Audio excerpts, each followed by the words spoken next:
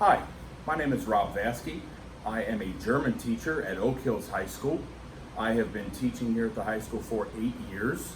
And in a foreign language, we don't teach by grades, we teach by levels. So I could have freshmen sitting next to seniors. It really just doesn't matter. It all depends on when they started and how far along they've got. The question was posed for me that we need to talk about here with this video is implementing technology within the classroom. Yes, I absolutely do within a foreign language classroom.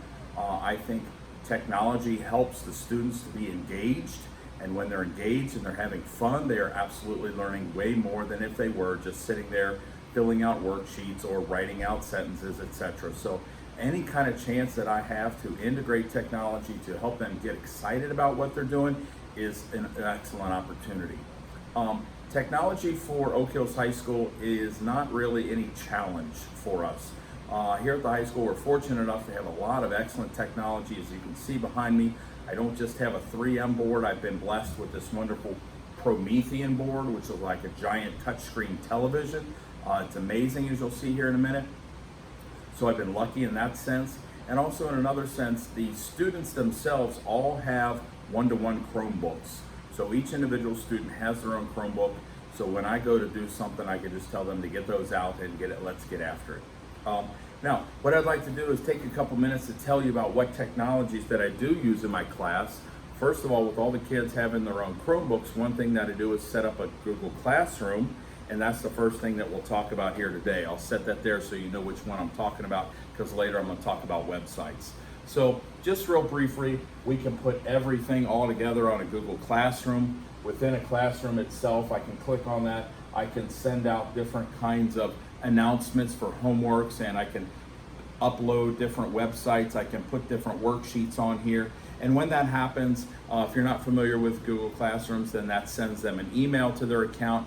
I make sure that all my kids have their notifications on so that when I email them, then they're gonna know it. It's gonna pop up, hey, Herr Vasky has put in a new assignment that you need to look at, so that I tell them that whenever they're sick or whenever they're absent, that's how they can be responsible for their own homework, is simply go to your Google Classroom, check out what was there. Any assignments that I need to post, any sheets of paper, anything else like that can be digitally uploaded. Any links to websites can all be here. And there's no reason that you should not have what you need, because it's all on the website, which is open 24 hours a day. The next one that we can talk about then is another Google application. It's Google Slides, which is located on your Google Drive. A lot of you probably already know about that. They can use this to go ahead and create certain atmospheres or backdrops for presentations that they need to stand up and talk about in front of the classroom. Okay, so Google Slide is a great jumping point for then my next one. Okay, everybody probably already knows about Google Slides. The next one for Google is a Google extension called Screencastify. And what Screencastify does, that as soon as the students log on and get that extension, which will be located up here on your toolbar at the top, once you have the Google Screencastify, it already sets up a whole separate Google Drive for them, okay? That's probably getting a little too far. What Screencastify does is, as they have this entitled presentation, it's literally gonna record. When you press record, it's going to record anything that is going to be on your screen that you do. So every time I change different screens, etc., or as I go through my Google Slide and the pictures change, it's recording that. Also, it's recording is option A, is definitely going to be your voice. So students who might be a little shy to stand up in front of the classroom, yet I need to see if they understand the language and can speak it, they're going to be going through this Google Slideshow, and the speaker in their computer is going to be picking up their voice and everything they say, and every time they flip a different screen, I'm viewing that and I can hear that. The best part is it sets them up their own Google Drive for all of these, so they can't ever say they lost them. As soon as they're finished recording, it automatically dumps it into the file, and there it is. So it's not lost. They can't say I lost my homework. They can only say, yeah, you're right, I didn't do it. Another option is, as they're doing this, you could even have your little camera on your computer, have you in a window in a box here recording yourself as the screens flip. So a lot of teachers that we do here will even do a lecture if they're out and they need a sub. They will record themselves with their PowerPoint presentation, or in this case, Google Slides rather, in the background flipping through, and there's them with a picture of them explaining everything that they have. And every time their mouse goes somewhere, they tell them to go somewhere, you see what's on their screen. So that's a fun one that you can use for presentations, either for yourself of a lecture or for the kids standing up going through their slides. Google Screencastify, it's an extension. When the kids put it on here, they'll just simply click on the tab up here and it will already give them through. Next one that I use as a language teacher is Quizlet.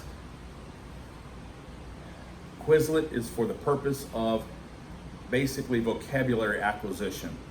Back in the old school days, we would have things on a note card and you would flip it over. That was how you learned vocabulary. That can be a little rote. Your brain's going to turn off after so many minutes because it's not very engaging. Not here. This does that in several different ways.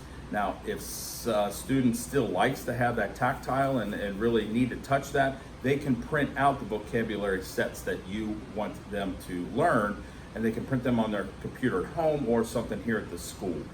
Now, what else it does, if I click on one of the basic sets here that I have, it has several different ways: learn, write, spell. It makes tests for them. All of these are able to be, if I click on a button down over here, it will print that for them. It will print a test for them so they can go home and say, oh, I think I have all them. They can print their own test. Now, not only is it just kind of going back and forth, this equals that, but then they can also play some kind of video game style with them. The one that's entitled Gravity is kind of old school asteroids where these big rocks fall down. In the rocks is written a word. They have to type that meaning of that word before it drops down to the bottom of the screen. And of course, they're going to come faster and faster and faster and make the kids go.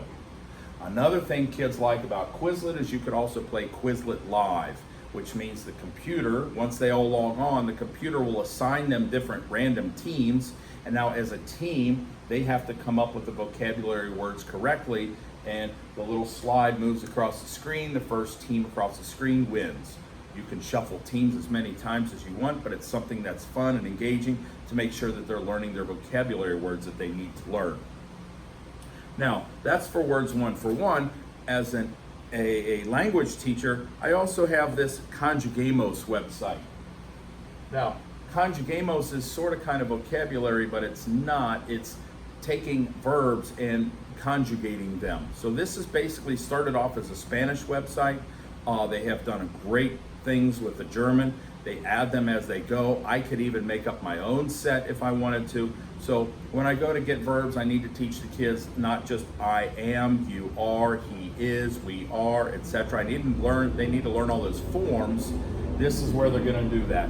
Very similar to what was going on with Quizlet. They can play games with that. They can challenge another person in their particular class. It's called a tug of war. So as one gets one wrong, the tug of war goes back and forth. There's even a game of Battleship that they can play with that. So as they get them right and as they shoot back and forth with each other, they're playing the game of Battleship by using grammar topics. Good? Okay, the next one that I have, this is not necessarily topic for learning, but this is topic for me as a teacher, GradeCam. GradeCam makes bubble sheets for you. It doesn't matter what you want to do. I can do them to grade essays. I can do them to grade multiple choice. I can grade them to do true and false. I can do as many as I want. I create that bubble sheet and I create a key for it, and this is what they look like. It will print out said bubble sheet. I just need to give them the test. They scan in the bubble sheets, and instead of going in down the old school card reader machine and reading it through, I can do one of two things, or three really. I could use the computer on my, the camera on my computer, hold it up to my screen, it looks at it, verifies, and it tells me exactly what the kid got wrong or right or wrong. I could also walk up and down with my smartphone, and I could even snap pictures of them as they're doing it as well. Boom, tells me what I got. Third option is you could also use a one of the camera that projects up on your screen. I could use one of those and it'll take a picture and recognize it as well. What's good with that is if you just want a simple 10 question, true or false or something to see how they were doing on yesterday's lesson, boom. You can have these, you can laminate them and they can fill in with a marker and you just walk up and down the row. And then what GradeCam will do for you is then also give you reports. Let's see, item analysis, item summary, and it'll give you graphs and tell you, hey, so many kids got this one wrong, so many kids get that one wrong. So I could use that as a teacher and go up and down the row, scan them all, and I can go, everybody missed number 7. The topic of number 7 is this. I need to go back and reteach that possibly in a different way to reach those kids a little bit better next time with that particular topic, okay? The purpose of a language is to speak with one another. My next technological thing that I do is Flipgrid. Flipgrid is a lot of fun. I can take and I can make them a message that I use with the camera again on my Chromebook. I make them a little message, and with Flipgrid, the free version allows them up to 1.5 minute response time to my. Also, again, using the camera on their computers. The best thing that kids like to do about that is once they get done with their video, it asks them to take a selfie as kind of a cover page for that particular video. Then they can also put, as you can see, they can put different glasses on themselves, they can put stars, they can put all these kind of little stickers on there, and then that's their video as a response to my question. Now, then it goes a little further. As a teacher, you have control over how it's going to happen from here. I can choose to let myself edit those before I let them go, but then as you can see, other students then, once you release them into the class, other students can then respond to whatever they said. So I can ask them what your favorite ice cream is. They say chocolate. Other students can respond, I like chocolate too, for example. Whatever the case may be, you can set that up doing Flipgrid. This has been great. I even got Flipgrid with another school and we were trading back and forth. It's an amazing little technology. Another way to get kids engaged is Kahoot.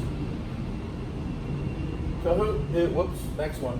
Kahoot makes up multiple choice questions for you that the kids can answer either using their phone or their computer. It looks like an old school Simon Says, and where you have 4 different color pads, you have your 4 options. You can only do 2, but it gives them so many seconds to answer and sees how fast they know it. Best thing about these is after it's all done, it also kind of lets you know how many students got this one, that one, or the other one wrong, so that you as a teacher then know, they're not getting that particular topic. I need to go back and redo that before we can move on to make sure that they all have mastered the entire concept. So, my name is Mr. Vaske. You can email me at vaske_r@ohlsd.org is my email if you have any questions or you'd like further information about some of the technologies that I use in my foreign language classroom. These are not just all necessarily based on foreign language. Kahoot for vocabulary also works well for math, for sciences, for geography, for history, whatever the case may be. You can use that for any vocabulary that you have. GradeCam is excellent for anybody for just using quick bell ringers, or even any of your tests that you have that you could do some kind of a multiple choice and or essay tests work well. The only difference is with essays, you really need to go back in and refill in the bubbles for that. So any of those technologies that you might have questions on, please feel free to email me. That's vaske_r@ohlsd. Thank you and good luck to you all.